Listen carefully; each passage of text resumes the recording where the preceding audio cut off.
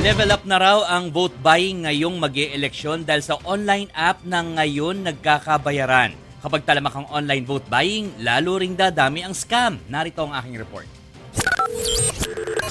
Digital na raw ang vote buying. Binabantayan ng Department of Information and Communications Technology ang 8 money transfer app kung saan posibleng magkabayaran sa eleksyon. Pero paglilinaw nila, hindi kasama riyan ang mga e-wallet gaya ng Maya at GCash na naghihigpit na raw sa money transfer. Ang mga tinutukoy na app ay yung mga hindi otorisado ng Bangko Sentral ng Pilipinas at ng Securities and Exchange Commission. Ayon sa Cybercrime Investigation and Coordinating Center o CICC, mga politiko rin ang may-ari ng mga binabantayang app. Pero hindi na nila pinangalanan ang mga ito. Na-detect namin ang daming bagong platforms ng anak.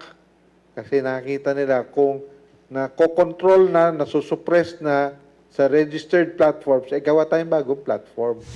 Sa isang pahayag, sinabi ng COMELEC na nakikipag-ugnayan na sila sa mga financial technology platforms, gayon din sa BSP at Anti-Money Laundering Council para mapagtibay ang kampanya kontra vote buying. Bukod dito, pinag-iingat din ng CICC ang publiko sa mga scam na maaaring magsulputan sa eleksyon.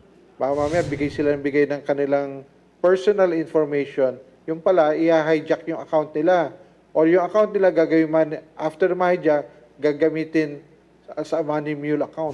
Maaari rin daw maglabasan ang mga deepfake o yung panggagaya ng boses o mukha ng isang kandidato. Gayon din ang panghihingi ng mga online banking details ng mga individual para sa pangakong bibigyan sila ng pera. Kaya panawagan ng mga otoridad sa publiko, maging maingat at i-report agad ang mga scam. Nitong nakaraang taon, nakita ng Who's Call app na mayroong 6.15 million na text scams na naipadala at mahigit 610,000 na scam calls. Nagbabalita mula sa Frontline, Gerard de la Peña, News 5.